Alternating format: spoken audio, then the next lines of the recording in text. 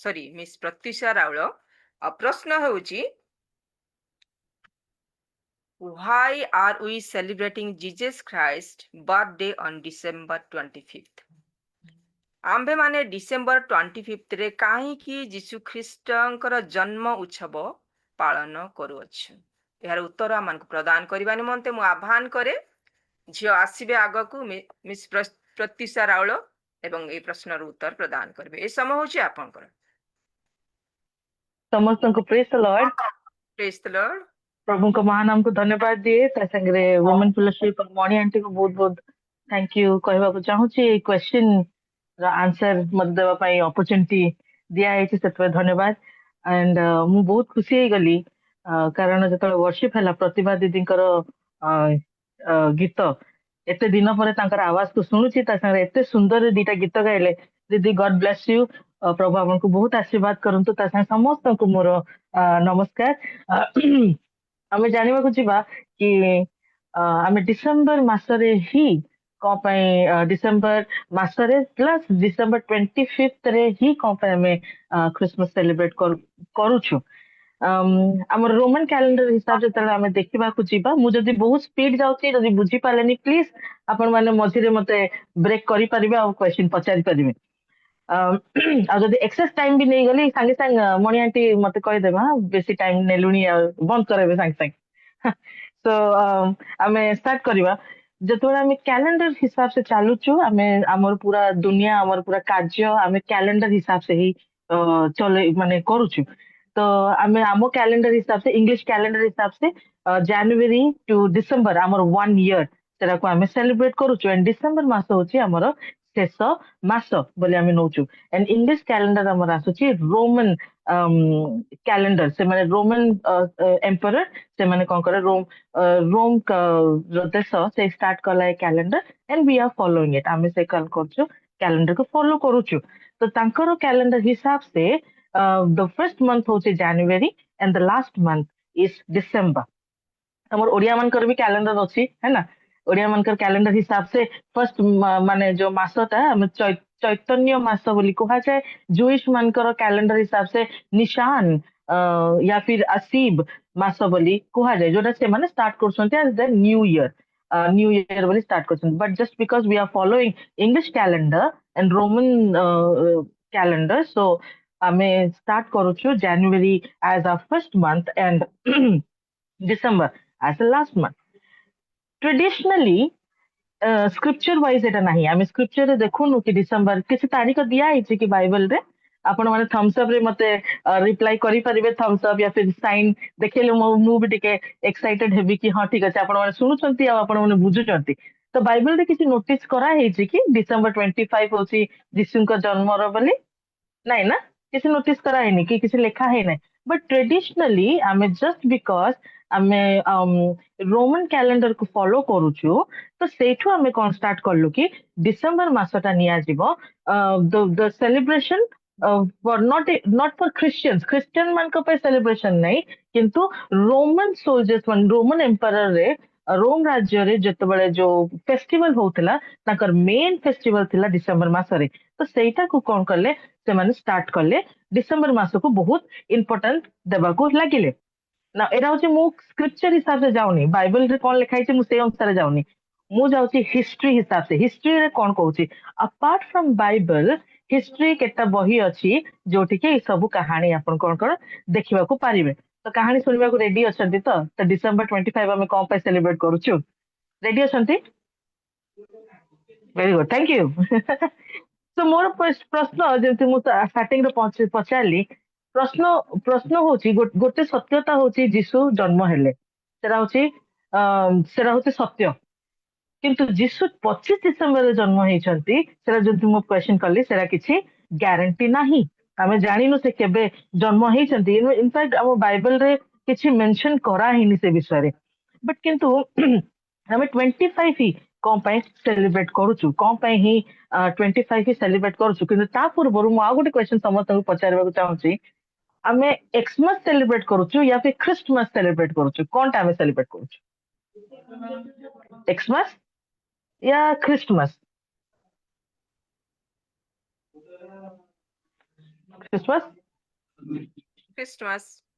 Christmas, Xmas right? same. Xmas ଆଉ Christmas ଦି ମାନେ ସେଟା ଗୋଟେ ପର୍ବ, ଗୋଟେ କନସେପ୍ଟ and ଗୋଟିଏ କଣ ଏମ୍ ଗୋଲ ତାଙ୍କ ସେଲିବ୍ରେସନ ର ସେଟା ଗୋଟେ ଗୋଲ। ପ୍ରଥମେ ଫର୍ଷ୍ଟ ନାମ ଥିଲା Xmas ବୋଲି। ତାପରେ over the period of time ଯେତେବେଳେ ଷ୍ଟଡି କରିଲେ ହିଷ୍ଟ୍ରି ଜାଣିଲେ ଲୋକମାନେ ସେମାନେ ଖ୍ରୀଷ୍ଟମାସ ବୋଲି କଣ କଲେ ନାମକୁ ଦେଲେ ନା ଏକ୍ସ ର ମାନେ କଣ ମୁଁ ତାରା କହିବି ଏକ୍ସ ର ମାନେ କଣ ଲାଟିନ ଭାଷାରୁ ଏକ୍ସ ୱାର୍ଡ କୁ ନେଇଛନ୍ତି ଆଲଫାବେଟ କୁ ନେଇଛନ୍ତି ତା ମାନେ ହଉଛି ଅନନୋନ ମାନେ ଅଜଣାତ କିଛି ସେମାନେ ଜାଣି ନାହାନ୍ତି। So in algebra J math student ଥିବେ ସେମାନେ ସବୁ ଜାଣିଥିବେ algebra ରେ ଯେତେବେଳେ ଆମେ drawing କରିବୁ let it be x and let this line be b a b c ନା ଦିଅ ନହେଲେ x y z ଦେଇଦିଅ because we don't know the measurement we don't know the line name ତ ସେମିତି ancient time ରେ romans ଯେତେବେଳେ ଯୀଶୁଙ୍କର ଜନ୍ମ ପରେ ଏଇ ଯୋଉ ସମୟ ବେଳକୁ ସେମାନେ ବି ଜାଣିନଥିଲେ କି ଆମେ କଣ ସେଲିବ୍ରେଟ କରୁଛୁ ତ ଆମେ କଣ କରିବା एक्स मास ଦେଇଦବା x ଦେଇଦବା unknown ଗୋଟେ ଏମିତି ସେଲିବ୍ରେସନ ଦେବା ଯୋଉଟା କି unknown ଆଉ ମାସ ମାନେ ହଉଛି ଫେଷ୍ଟିଭାଲ x ମାସ ତ unknown ଫେଷ୍ଟିଭାଲ ତ ଡିସେମ୍ବର ମାସକୁ ରୋମାନ ସୋଲଜର୍ସ ମାନେ କଣ କଲେ ଷ୍ଟାର୍ଟ କରିଦେଲେ as unknown ଫେଷ୍ଟିଭାଲ ଆମେ ସେଲିବ୍ରେଟ କରିବା। ତାପରେ ଯେତେବେଳେ after 60 to 70 years of like research ତାପରେ କହିଲେ କି ଆଚ୍ଛା ଏଇଟା ଡିସେମ୍ବର ମାସଟା ମେନ୍ କରି ଖ୍ରୀଷ୍ଟ ଧର୍ମ ଲୋକମାନେ ସେଲିବ୍ରେଟ କରୁଛନ୍ତି ତ ଆମେ ତାକୁ କଣ କରିବା ଖ୍ରାଇଷ୍ଟ ମାସ ବୋଲି କରିବା ଖ୍ରାଇଷ୍ଟ ମାସ now Christ mass well ଖ୍ରୀଷ୍ଟ ଆଉ mass is festival celebrating କଣ Christ and ସମସ୍ତେ ଆମେ ଯେତେବେଳେ ଖ୍ରୀଷ୍ଟମାସ ସେଲିବ୍ରେସନ କରୁଛୁ ଆମେ ସେଲିବ୍ରେସନ ରେ ବାଇବଲରେ ବି କେମିତି କହିନାହାନ୍ତି ବାଇବଲରେ ବି ଲେଖା ହେଇଛି କି କି ତମେ ମତେ ମନେ ପକାଅ ମତେ ସେଲିବ୍ରେଟ କର ଯୀଶୁ କହିଲେ କି ତମେ ମତେ ମନେ ପକେଇ ମୋର ବର୍ଥଡେ କୁ ମନେ ପକେଇକି ସେଲିବ୍ରେଟ କର ବୋଲି ଲେଖା ହେଇଛି କି ବାଇବଲରେ ଲେଖା ହେଇନି କୋଉ ଜିନିଷ ପାଇଁ ମନେ ପକାଅ ବୋଲି କହିଛନ୍ତି ଯୀଶୁ ବାପା କମ୍ୟୁନିୟନ ପ୍ରଭୁଭୋଜ ଯଦି ମନେ ପକେଇବ ତାହେଲେ remember the bread and remember the wine my body and my blood remember ଆଉ କିଛି ମନେ ପକାଅ ବୋଲି କହି ନାହାନ୍ତି ତ କିନ୍ତୁ ଗୋଟେ ଫେଷ୍ଟିଭାଲ ଚାଲିଛି ତ ଫେଷ୍ଟିଭାଲରେ କାହିଁକି ଆମେ ନ ମନେ ପକେଇବା ଏତେ ଇମ୍ପୋର୍ଟାନ୍ସ ଦେଇ ଦେଇଛନ୍ତି କି ଫେଷ୍ଟିଭାଲକୁ ଏତେ ଇମ୍ପୋର୍ଟାନ୍ସ ଚାଲିଲା that the Christmas became Christ miss ମାନେ ମସିକୁ ଖ୍ରାଇଷ୍ଟକୁ କଣ ହେଇଛନ୍ତି ଆମେ ଭୁଲି ଗଲୁଣି ଯେତେବେଳେ ଟାଇମ ପାସ୍ ହେବାକୁ ଲାଗିଲା ବଟ୍ ଖ୍ରୀଷ୍ଟମାସ ଯୋଉ 25 ଆମେ ଯେତେବେଳେ ଫୋକସ କରୁଛୁ ମୁଁ ବେଶୀ ଭିତରକୁ ଯିବିନି କିନ୍ତୁ ଯେତେବେଳେ ଫୋକସ ଆମେ କରୁଛୁ ଡିସେମ୍ବର 25 ହିଁ କଣ ପାଇଁ ସେଲିବ୍ରେଟ କରୁଛନ୍ତି ତାର ଗୋଟେ ବହୁତ ବଡ କାହାଣୀ ଅଛି ଇନ ଦ ଇୟର 313 AD ରେ 313 AD ରେ ଆଫ୍ଟର ଖ୍ରାଇଷ୍ଟ କନଷ୍ଟାଣ୍ଟାଇନ ବୋଲି ଗୋଟେ ରୋମାନ ରୁଲର ଥିଲେ ରୋମୀ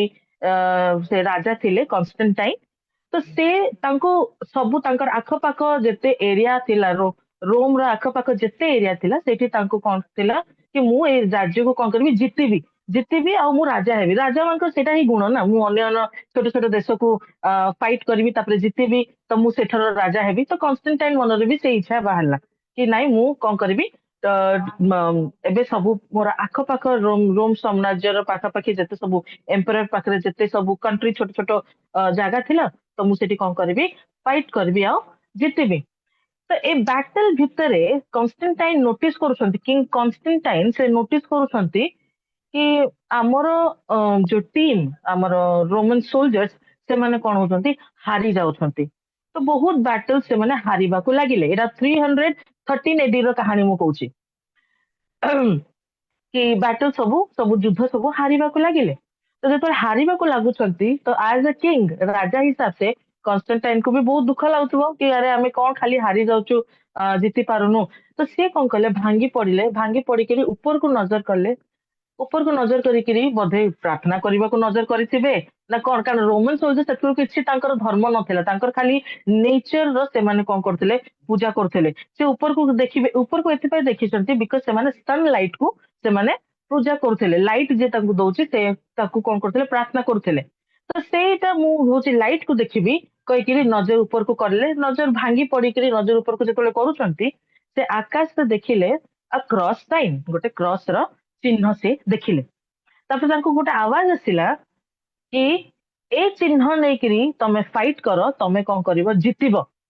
ତ ଯୋଉ ଆୱାଜ ତାଙ୍କୁ ଶୁଭାଗଲା, କନଷ୍ଟାଣ୍ଟାଇନ କଣ କଲେ, ତାଙ୍କର ସବୁ ରୁଲର୍ସ ମାନଙ୍କୁ, ତାଙ୍କ ସବୁ ପ୍ରଜା ମାନଙ୍କୁ, ଆର୍ମିଜ ମାନଙ୍କୁ ସେ ଜଣେଇଲେ କି ଏ କ୍ରସ୍ ସାଇନ୍ ନେଇକିରି ଯାଅ ଆଉ ତମେ କଣ କରିବ, ଜିତିବ ସବୁ ଫାଇଟ୍ କୁ। ଏଣ୍ଡ ସତକୁ ସତ ସେମାନେ ଯେ ତାଙ୍କର ଆର୍ମି ମାନେ ଯୁଦ୍ଧରେ କ୍ରସ୍ ସାଇନ୍ ଦେଖେଇକିରି କଣ କଲେ, ଜିତିବାକୁ ଲାଗିଲେ।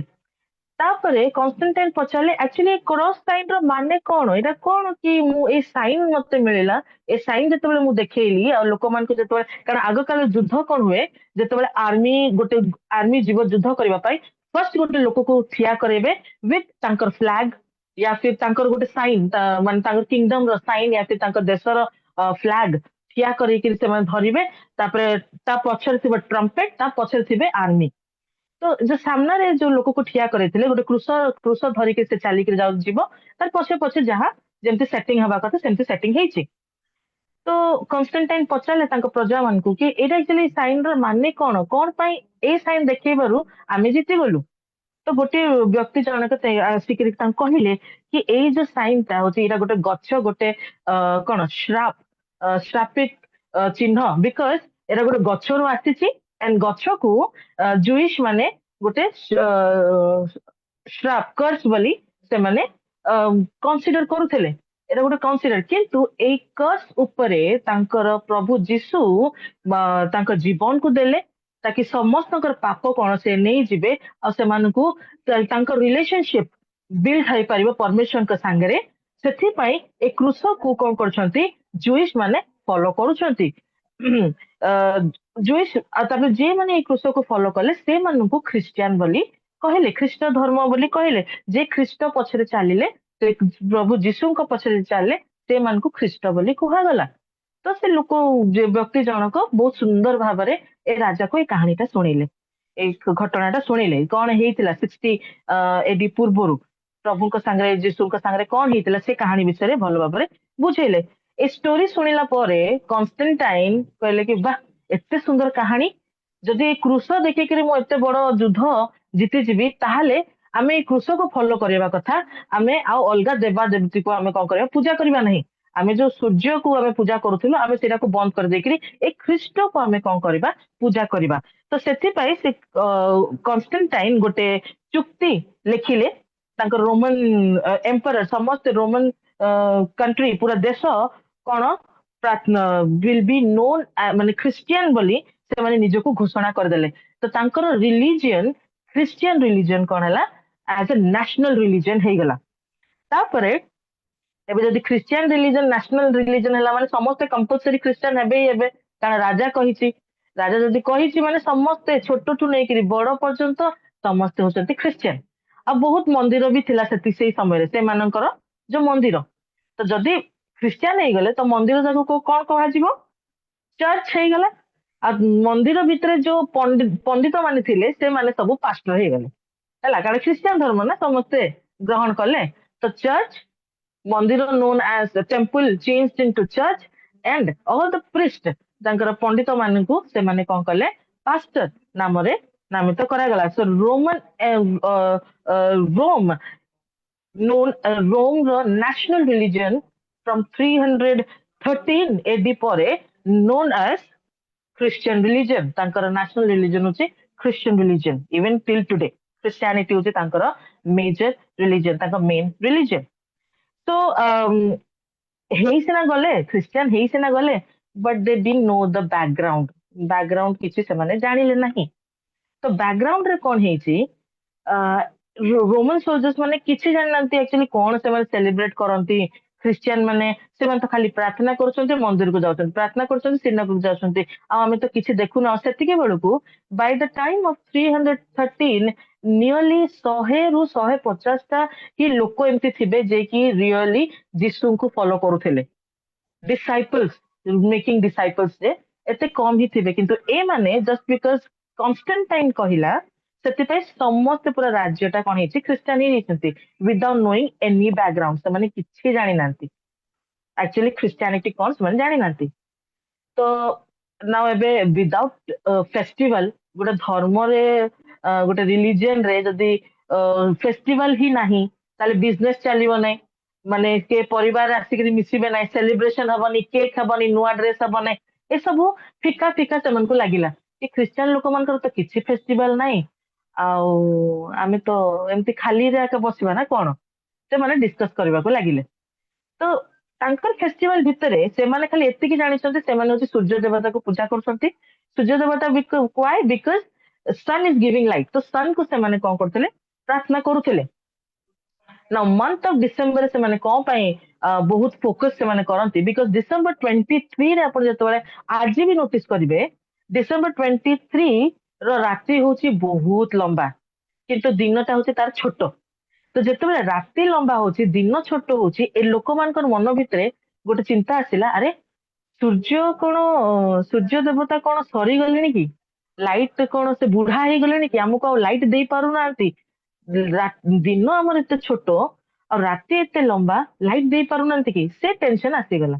ତ ସେମାନେ ପ୍ରାର୍ଥନା କରିଲେ जो ପ୍ଲାନେଟ ଭିତରେ जो ସାଟର୍ନ ପ୍ଲାନେଟ ଅଛି and ଓଡିଆ ସେଟାକୁ କୁହାଯାଏ ଶନି, ଶନି ଦେବତା ବୋଲି କୁହାଯାଏ, ଯୋଉଟା କି ମୁନ କୁ ଯେ ମାନେ କଣ ସେଟା ଖାଇଦିଏ ନା କଣ ମାନେ କଭର କରିଦିଏ, ହଁ ସରି ସନ୍ କୁ କଭର କରିଦିଏ। ତ ସେମାନେ ସାଟର୍ନ ଗଡ କୁ ପ୍ରାର୍ଥନା କରିବା ଷ୍ଟାର୍ଟ କଲେ।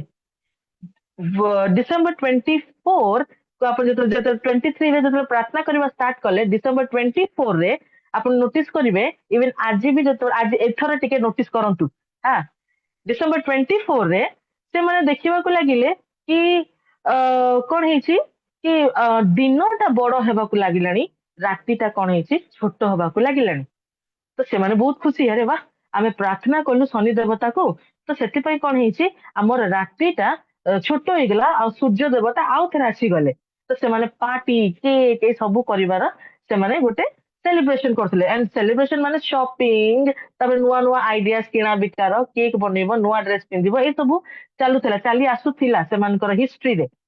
ତ ଏଇଟା ଏଇ ଜିନିଷକୁ ସେଲିବ୍ରେଟ କରିବା ପାଇଁ ଯେତେବେଳେ ଯେତେବେଳେ ମାନେ ଡିସେମ୍ବର 25 ଆସିଲା, ରୋମାନ ଏମ୍ପରର ମାନେ କଣ କଲେ, ସେମାନେ ସେଲିବ୍ରେଟ କରୁଥିଲେ ଆଜ ସାଟର୍ନାଲିଆ, ଗୋଟେ ପର୍ବ ତାଙ୍କର ଥିଲା, ତାଙ୍କ ପର୍ବର ନାଁ ହଉଛି ସାଟର୍ନାଲିଆ, ହଉଛି ଗୋଟେ ପର୍ବ। ସେଇ ପର୍ବରେ ସେମାନେ କଣ କରୁଥିଲେ, ଆଦର ମହିମା ଦଉଥିଲେ ସାଟର୍ନ କୁ, ୟା ଫିର ଆପଣ ମାନେ ଓଡିଆରେ କହିପାରିବେ ଶନି ଦେବତାକୁ କଣ କରୁଥିଲେ, ଥ୍ୟାଙ୍କ ୟୁ କହୁଥିଲେ କି ଥ୍ୟାଙ୍କ ୟୁ ତମେ ଆମର ସୂର୍ଯ୍ୟକୁ ଖାଇଲ ନାହିଁ, ହଁ ଆମକୁ ଲାଇଟ ଦେଲ, ସେଥିପାଇଁ ଥ୍ୟାଙ୍କ ୟୁ। ସେଥିପାଇଁ ସେମାନେ କଣ କରୁଥିଲେ, ଡିସେମ୍ବର 25 ସେମାନଙ୍କ ପାଇଁ ବହୁତ ଇମ୍ପୋର୍ଟାଣ୍ଟ ଥିଲା। ନା ଗୋଟେ ପ୍ରଜା ଯାଇକିରି ମ୍ୟାନେଜର ଯିଏ, ସେ ଯାଇକିରି ରାଜାକୁ କହିଲେ, ରାଜା ଆଉ କଣ କରିବା, ଖ୍ରୀଷ୍ଟିଆନ ମାନଙ୍କର ତ କିଛି ପର୍ବ ନାହିଁ, ଆଉ ଆମର ତ ଏଇ ପର୍ବ ଆମେ ପାଳୁଥିଲୁ, ଏବେ ଜଷ୍ଟ ବିକଜ ଆମେ ଖ୍ରୀଷ୍ଟିଆନ ହେଇଗଲୁ ତ ଆମ ପାଖରେ ଆଉ କିଛି ପର୍ବ ନାହିଁ ପାଳିବାକୁ, ତ ଆମେ କଣ କରିବୁ, ଆଉ ଯଦି ପର୍ବ ଯଦି ନାହିଁ ତାହେଲେ ମୋର ବିଜନେସ ବନ୍ଦ ହେଇଗଲା, ମୁଁ କିଛି ଆଉ ଇନକମ ମୋର ସୋର୍ସ ନାହିଁ, ଏ ପର୍ବ ଦ୍ଵାରା ହିଁ ମୋର ଇନକମ ସୋର୍ସ ହଉଛି, ଆମର ପାଖରେ କିଣା ବିକାର କିଛି ନାହିଁ, ଇମ୍ପୋର୍ଟ ଏକ୍ସପୋର୍ଟ କିଛି ହବ ନାହିଁ, ତ କଣ କରାଯିବ।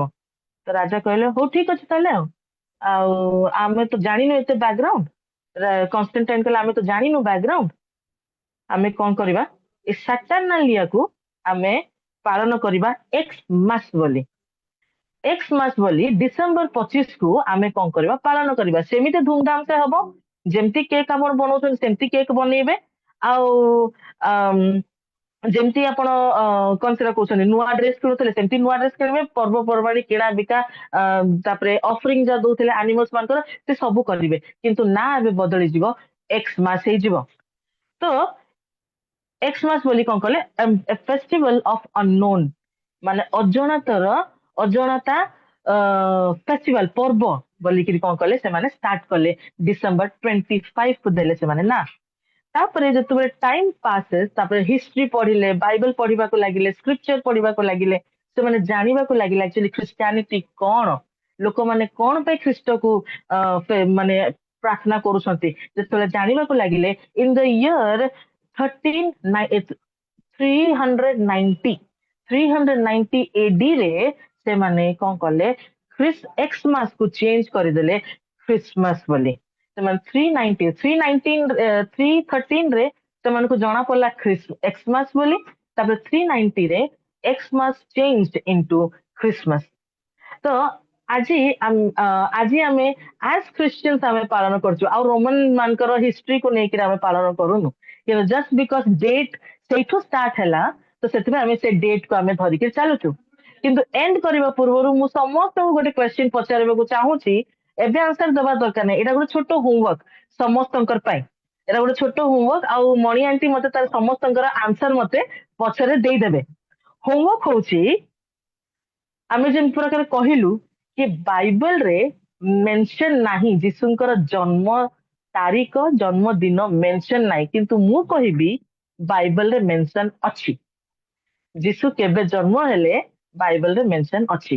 ତ ହୋମୱାର୍କ ସମସ୍ତଙ୍କ ପାଇଁ ହଉଛି, ଆପଣ ମାନେ ଖୋଜିବେ ଗସ୍ପେଲ୍ସ, ହିଣ୍ଟ ହଉଛି ଖାଲି ଗସ୍ପେଲ୍ସ ମୁଁ କହିବି, ଗସ୍ପେଲ୍ସ ଭିତରୁ କି ବାଇବଲରେ ଯୀଶୁଙ୍କର ଜନ୍ମ କୋଉ ତାରିଖରେ, ଆପଣ ମାନଙ୍କର ହୋମୱାର୍କ ସେଇଟା। ତ ସମସ୍ତଙ୍କୁ ହ୍ୟାପି କ୍ରିସମାସ, ଆଣ୍ଡ ମୁଁ ଆଶା କରେ ସମସ୍ତେ ବୁଝିଥିବେ। ବହୁତ ବହୁତ ଧନ୍ୟବାଦ। ଧନ୍ୟବାଦ। ବହୁତ ବହୁତ ଧନ୍ୟବାଦ। ଟିକେ ଅଧିକ ସମୟ ହେଲେ ବି ପୁରା କ୍ଲିୟର କରିଛନ୍ତି। ଆମେ ଯେଉଁ କ୍ୱେଶ୍ଚିନ୍ ଦେଇଥିଲୁ ଯେ 25 ଡିସେମ୍ବରରେ କାହିଁକି ଆମେ ଯୀଶୁଖ୍ରୀଷ୍ଟଙ୍କର ଜନ୍ମ ଦିବସ ପାଳନ କରୁଛୁ, ଏହାକୁ ଅତି ସୁନ୍ଦର ଭାବରେ, ସରଳ ଭାବରେ, ଆରମ୍ଭରୁ ଶେଷ ପର୍ଯ୍ୟନ୍ତ ଅତି କ୍ଲିୟର ଭାବରେ ଆମମାନଙ୍କୁ ପ୍ରକାଶ କରିଛନ୍ତି। ଆପଣଙ୍କୁ ବହୁତ ବହୁତ ଧନ୍ୟବାଦ। ପ୍ରଭୁ ଆପଣଙ୍କୁ ବହୁଳ ଭାବରେ ଆଶୀର୍ବାଦ କରନ୍ତୁ। ଆଉ ଯେଉଁ କ୍ୱେଶ୍ଚିନ୍ କରିଛନ୍ତି ପରେ ତାହା ଡିସ୍କସନ ହବ। ବହୁତ ବହୁତ ଧନ୍ୟବାଦ କ୍ୱେଶ୍ଚିନ୍ ମଧ୍ୟ ଦେଇଥିବାରୁ। ଅତି ସୁନ୍ଦର ଭାବରେ ଆମମାନଙ୍କୁ ପ୍ରକାଶ କରିଥିବାରୁ ଆପଣଙ୍କ ଉତ୍ସାହିତ ନିମନ୍ତେ ଏବଂ ପ୍ରଭୁଙ୍କ ଗୌରବ ନିମନ୍ତେ ଆମେ ଗୋଟାଏ ଉଚ୍ଚ କରତାଳ ଦଉ। ଆଉ ଯେଉଁମାନେ ଉପସ୍ଥିତି ଅଛନ୍ତି ଏଇ ଜୁମ୍ ମିଟିଂରେ, ଆପଣମାନଙ୍କୁ ଅନୁରୋଧ କରେ ଭିଡ଼ିଓକୁ ଆସିଲେ ସମସ୍ତଙ୍କର ଦେଖା ସାକ୍ଷାତ ଏବଂ ପ୍ରଭୁଙ୍କର ମଧ୍ୟ ଗୌରବ ହବ। ଯେଉଁମାନେ ଆଜିର ବ୍ୟବହୃତ ହୁଅନ୍ତି ସେମାନଙ୍କୁ ମଧ୍ୟ ଖୁସି ଲାଗିବ, ଉତ୍ସାହିତ ଲାଗିବ। ତେଣୁ ଆପଣମାନଙ୍କୁ ଅନୁରୋଧ କରେ ଭିଡ଼ିଓକୁ ଆସିବେ। ବର୍ତ୍ତମାନ ଆମେ ଦ୍ୱିତୀୟ କ୍ୱେଶ୍ଚିନ୍ର ଆନ୍ସର ଆମେ ଶୁଣିବାକୁ ଯିବା। ଦ୍ୱିତୀୟ କ୍ୱେଶ୍ଚିନ୍ର ଆନ୍ସର ତାହା ପ୍ରକାଶ କରିବେ, ଉତ୍ତର ଆମମାନଙ୍କୁ ପ୍ରଦାନ କରିବେ ଆମମାନଙ୍କର ଗହଣର ଅଛନ୍ତି ମିସେସ୍ କୁମୁଦିନୀ ଆଣ୍ଟି। ଆଗକୁ ଆସିବେ ଏବଂ ଉତ୍ତର ପ୍ରଦାନ କରିବେ। କ୍ୱେଶ୍ଚିନ୍ ହେଉଛି, what is the purpose of Christ birth?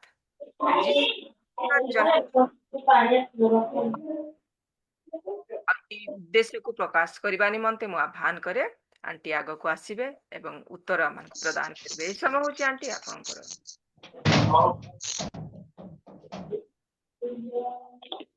Thank you.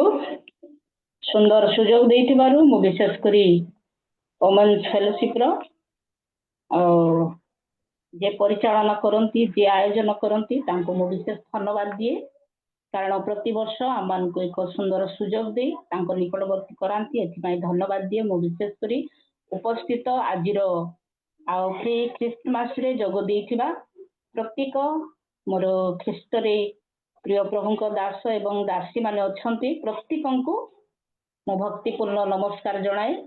ନମସ୍କାର, ମେରି ଖ୍ରୀଷ୍ଟମାସ।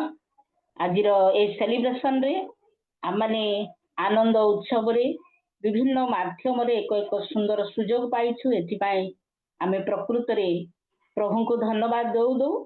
ଆଉ ପରିଚାଳନା ଯୋଉଙ୍କୁ ପରିଚାଳନା କରି ଆସୁଥିବା ଆଉ ତାଙ୍କୁ ମଧ୍ୟ ଆମେ ବିଶେଷ କରି ଧନ୍ୟବାଦ ଦେବା ଆବଶ୍ୟକ। ଧନ୍ୟବାଦ। ଏ ସମୟରେ ମତେ ଦିଆଯାଇଛି ଆଉ ପ୍ରଶ୍ନଟି ହେଲା, ଖ୍ରୀଷ୍ଟ ଯୀଶୁଙ୍କର ଜନ୍ମ ହେବାର ଉଦ୍ଦେଶ୍ୟ ବୋଲି ଦିଆଯାଇଛି। ଆପଣମାନେ ଦେଖିଥିବେ। ପ୍ରକୃତରେ ବହୁତ ସୁନ୍ଦର ବିଷୟ ଏହା। ଆମେ ସମୟରେ ଶୁଣୁଥିଲୁ ଗୋଟିଏ ପ୍ରଶ୍ନର ଉତ୍ତର ଗୁଡ଼ିକ, ଆଉ ବହୁତ ଗଭୀର କଥା, ପ୍ରଭୁଙ୍କର ସବୁ କଥା, ସବୁ ବିଷୟ ଅତି ଆଶ୍ଚର୍ଯ୍ୟ। ଶୁଣୁଥିବାକୁ ହିଁ ଇଚ୍ଛା ଲାଗେ। ଆଉ ଆମମାନଙ୍କର ସେଲିବ୍ରେସନ ହେଉଥିବାରୁ ଅଧିକ ଶୁଣିବା ବି ଆମେ ଆଉ ହେଇପାରିବ ନାହିଁ। ସେଥିପାଇଁ ମୁଁ ଅଳ୍ପ ସମୟ ଆପଣମାନଙ୍କ ନିକଟରେ, ମୋର ବି ସେତେ ଜ୍ଞାନ ନାହିଁ, ଆଉ ଝିଅ ବହୁତ ସୁନ୍ଦର ଭାବରେ ସେ ବୁଝାଉଥିଲେ, ସେତିକି ବି ମୁଁ କହିପାରିବି ନାହିଁ। ତଥାପି ଏ ସମୟରେ ପ୍ରଶ୍ନର ଉତ୍ତର ସେଇ ଅନୁସାରେ ଖ୍ରୀଷ୍ଟ ଯୀଶୁଙ୍କର ଜନ୍ମ ହେବାର ଅନେକ ଉଦ୍ଦେଶ୍ୟ ରହିଛି, ମାତ୍ର ସେଥି ମଧ୍ୟରୁ ଆଉ ସଂକ୍ଷିପ୍ତ ଭାବରେ ମୁଁ ଗୋଟିଏ ଉଦ୍ଦେଶ୍ୟଟି ଆପଣମାନଙ୍କ ନିକଟରେ ମୁଁ କହିବି, ଆପଣମାନେ ମନୋଯୋଗୀ ହୁଅନ୍ତୁ। ଏ ସ୍ଥାନରେ ଆମେ ଦେଖିପାରୁଛୁ, ଯାହାକି ଆମେ ଆସନ୍ତୁ ପାଠ କରିବା ଯୋହନ ପୁସ୍ତକ 18 पर्वर 38 ଏବଂ 37 ଏବଂ 38 ପଦରେ ଲେଖା ଅଛି। ମୁଁ ନିଜେ ପାଠ କରିବି, ଏହା ତ ଅନ୍ୟମାନଙ୍କୁ ଦେବା ଦ୍ୱାରା ବହୁତ ଟାଇମ୍ ଟେକିଂ କରିବାକୁ ପଡ଼େ, ସେଥିପାଇଁ ମୁଁ କାହାକୁ ସୁଯୋଗ ଦେଇପାରୁନି। ସେଥିରେ ପିଲାତ ତାହାଙ୍କୁ ପଚାରିଲେ, ତାହେଲେ ତୁମ୍ଭେ କ'ଣ ଜଣେ ରାଜା ନୁହଁ? ଯୀଶୁ ଉତ୍ତର ଦେଲେ, ଆପଣ ତ କହୁଅଛନ୍ତି ମୁଁ ଜଣେ ରାଜା। ମୁଁ ଯେପରି ସତ୍ୟ ସପକ୍ଷରେ ସାକ୍ଷ୍ୟ ଦିଏ, ଏଥି ନିମନ୍ତେ ମୁଁ ଜନ୍ମ ହୋଇଅଛି। ଏ ସ୍ଥାନରେ ଆମେ ଦେଖିପାରୁଛୁ ପ୍ରଶ୍ନର ଉତ୍ତର ହେଉଛି ସତ୍ୟ ସପକ୍ଷରେ ସେ ସାକ୍ଷ୍ୟ ଦେବା ନିମନ୍ତେ ଆଉ ସେ ଏଇ ଜଗତରେ ଜନ୍ମ ଗ୍ରହଣ କରିଛନ୍ତି। ତାଙ୍କର ଉଦ୍ଦେଶ୍ୟ ହେଉଛି ସତ୍ୟ ସପକ୍ଷରେ ସାକ୍ଷ୍ୟ ଦେବା ପାଇଁ, କାରଣ ସେଇ ସମୟରେ ଜଗତରେ ସତ୍ୟ ନଥିଲା। ସତ୍ୟ ସପକ୍ଷରେ ଆଉ ସେ ସାକ୍ଷ୍ୟ ଦେବା ନିମନ୍ତେ ଖ୍ରୀଷ୍ଟ ଜନ୍ମିଛନ୍ତି। ସେଥିପାଇଁ ଲେଖା ଅଛି, ଯାହାକି ଜଗତରେ ସତ୍ୟ ନଥିଲା, ସବୁ ମିଥ୍ୟା ଥିଲା, ବାସ୍ତବ ନଥିଲା, ଛାୟା ଥିଲା, କିନ୍ତୁ ଖ୍ରୀଷ୍ଟ ହେଉଛନ୍ତି ବାସ୍ତବ। ପ୍ରିୟମାନେ, ସେଥିପାଇଁ ଆମେ ଦେଖିପାରୁଛୁ ଯାହାକି 38 ପଦରେ ଆଉ ସେ ପିଲାତ ପଚାରୁଛନ୍ତି।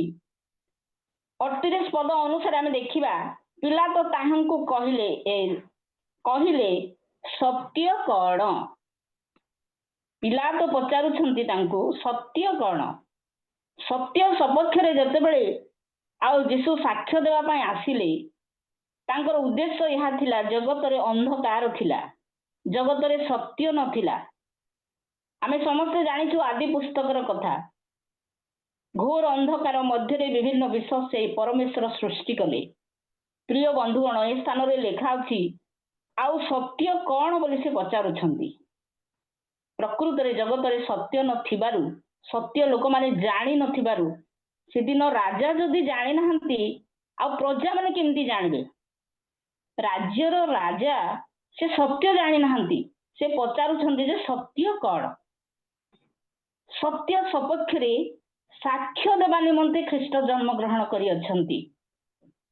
ପ୍ରିୟମାନେ, ଏ ସ୍ଥାନରେ ଆମେ ଦେଖିପାରୁଛୁ ଆଉ ଯାହାକି ରାଜା ଜାଣିନାହାନ୍ତି, ହେଲେ ସେ ସମୟରେ ଲୋକମାନେ ମିଥ୍ୟାରେ ବିଶ୍ୱାସ କରୁଥିଲେ, ସତ୍ୟ ସେମାନେ କ'ଣ କରିନଥିଲେ? ଜାଣିନଥିଲେ। ସେଥିପାଇଁ ସେ ସମୟରେ ଯୀଶୁ ଖ୍ରୀଷ୍ଟଙ୍କୁ ପଠାଗଲା ଜଗତକୁ, ଆଉ ସେଥିପାଇଁ ସେ ଜନ୍ମ ଗ୍ରହଣ କଲେ। ସେ ଉଦ୍ଦେଶ୍ୟ ଥିଲା ଯେ ଲୋକମାନେ ଯେମିତି ସତ୍ୟ ଜାଣିବେ। ତାପରେ ଏଣୁ ସେଇ ସମୟରେ ଅନ୍ଧକାର ଥିଲା, ଆମେ ସମସ୍ତେ ଜାଣୁ। ଗୋଲାମାନେ ଯେତେବେଳେ ପଦାରେ ରହି ରାତ୍ରିରେ ସେମାନଙ୍କର ସ୍ୱପଲ ଜଗୁଥିଲେ, ସେତେବେଳେ ଅନ୍ଧକାର ଥିଲା। ଯୀଶୁ ଯେତେବେଳେ ଜନ୍ମ ହୋଇଛନ୍ତି, ସେତେବେଳେ ସେମାନଙ୍କ ମଧ୍ୟରେ ଆଲୋକ ପଡ଼ିଛି।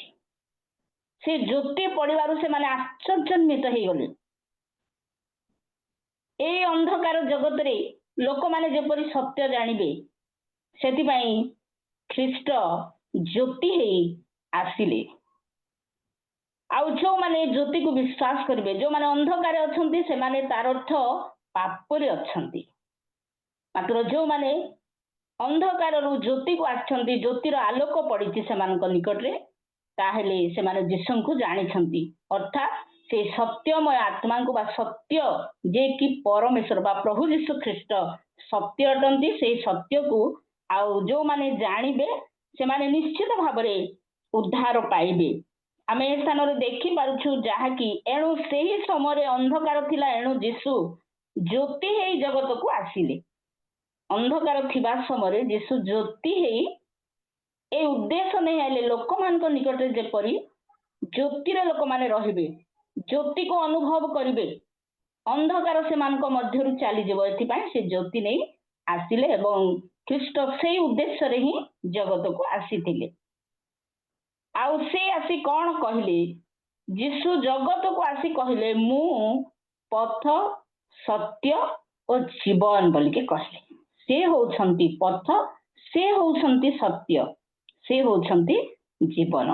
ଆଉ ଏହା ସେ ନେଇକି ଏଇ ଜଗତକୁ ଆସିଥିଲେ। ସେଥିପାଇଁ ଯୋହନ ପୁସ୍ତକ 14:6 ପଦରେ এই କଥା ଲେଖା ଅଛି। ପ୍ରିୟମାନେ, ଯଦି ଆମେ ଜଗତରେ ଅଛୁ, ଯଦି ଖ୍ରୀଷ୍ଟଙ୍କୁ ଆମେ ବିଶ୍ୱାସ କରୁନୁ, से सत्य परमेश्वर बोली विश्वास करूनु ताहेले गोटे कथा लिखा अछि जोहन पुस्तक 8:34 पदरे जे पाप करे से पापर दास समस्ते पाप करी पापर अधीन रे थिले सेथुरे मुक्तिबा पारु नथिले एणु पापरु मुक्त करिबा पई बा पापरु परित्राण करिबा पई ख्रीष्ट यीशु जन्म हेले कोथि पई जन्म हेले पापरे जो माने अछंती पाप को मुक्त करिबा पई केही नथिले से समय पापरु मुक्त करिबा पई एवं परित्राण देबा निमंते ख्रीष्ट यीशु एई जगत रे जन्म थिले तापर आमे देखि पारछु लेखा अछि जोहन पुस्तक 8:36 पदरे पुत्र जदि मुक्त करिवे तेबे जणे मुक्त हेबे बा मुक्ति पाइबे पुत्र होचंती प्रभु यीशु ख्रीष्ट जो ख्रीष्ट की आज तांकर जन्म उत्सव आमे करि पारछु से ख्रीष्ट 2000 वर्ष तले से जन्म ग्रहण करि अछंती आमको मुक्त करिया पाए आमको सत्य जणैबा पाए आमे जेबरी सत्य जानिबा एथिपाई से काल रे से जन्म ग्रहण करथिले एणु लेखा अछि सत्य को ज्ञात हुओ से सत्य तुम मानकु मुक्त करिवो प्रिय प्रभुଙ୍କ दास दासी माने आजिर बहुत इम्पोर्टेंट विषय होची आमे ख्रीष्ट प्रभु बा सत्य को जानि पारि कारण ख्रीष्ट जगत को आसीथिबारु आउ जगत रे जन्म ग्रहण करिथिबारु आउ से सत्य को आमे जानिलु ताण लेखा अछि तेबे मो प्रियर भाई भौणी माने ख्रीष्ट आसीबार उद्देश्य सत्य को जणाइबा पई बा साक्ष्य देबा पई आसिले जेपरी लोक शुणिबे एवं सत्य को जानिबे आउ से सत्य यीशु ख्रीष्टଙ୍କ द्वारा मुक्त हेई पारिबे प्रभुଙ୍କ महानामर धन्यवाद हो आजिर सत्य को आमे जानी विश्वास करूछु एणु आमे पापरु उद्धार पाइछु जदि आमे सत्य को जानी न थांतु ताहले आमे पापरु उद्धार पाई न थांतु ख्रीष्ट जदि जन्म ग्रहण करि न थांते से सत्य नहीं आसी न थांते से सत्य आम निकटरे प्रकाश जदि होई न थांते आमे पापरे मरि थांतु आ तांकर उद्देश्य थिला आमानकु उद्धार करबा पाए हमकु रक्षा करबा पाए तेणु से जगत रे जन्म ग्रहण करि अछंती प्रभु विशेष करी आमान को आशीर्वाद करंतु मो गोटे गीत छोट गीत उडे गाइबे आपण माने जदि अधिकार देबे ताहले टिके मु गाही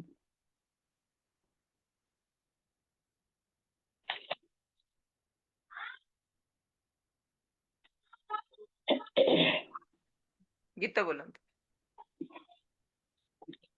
मोर तो गळा होली माने खुशी रे गोटे गाइबा में अनेक सिंगर माने एठी अछंती गाइले भी मते लाज लागे तथापि प्रभुଙ୍କର गौरव ପାଇଁ ମୁଁ ଗାଉଛି ए समय संक्षिप्त आ उद्देश्य ख्रीष्टଙ୍କର जन्म उद्देश्य जहाँ ମୁଁ ଆପଣ ମାନଙ୍କ ନିକଟରେ शेयर କରିଛି ଏହା ଆପଣ ମାନେ ନିଜେ ନିଜେ ମଧ୍ୟ ଅଧିକ ମାତ୍ରାରେ ଜାଣିବା ପାଇଁ ଚେଷ୍ଟା କରନ୍ତୁ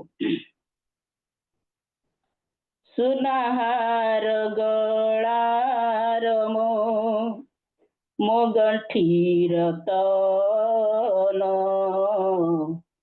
ଶୋଇ ଯା ତୋ ମା କୋଳେ ନ କରି କ୍ରନ୍ଦନ ସୁନାହାର ଗଳାର ମୋ ଗଣ୍ଠିର ତନ ଶୋଇ ଯା ତୋ ମା କୋଳେ ନ କରି କ୍ରନ୍ଦନ ଆସିଲୁ ତୁ ଯେତେବେଳେ ତୋ ମା କୋଳକୁ ଘର ନଥିଲା ତୋ ପାଇଁ ଜନମ ନେବାକୁ ଆସିଲୁ ତୁ ଯେତେବେଳେ ତୋ ମା କୋଳକୁ ଘର ନଥିଲା ତୋ ପାଇଁ ଜନମ ନେବାକୁ ଗୁଆଳ ଘରଟି ହେଲା ତୋ ଜନମ ଘର न ରୁଷି ତୁ ସେ କଥାରେ ଶୋଇଯା ମୋ ଧନ ସୁନାହାର ଗଳାର ମୋ ଗଣ୍ଠିର ତନ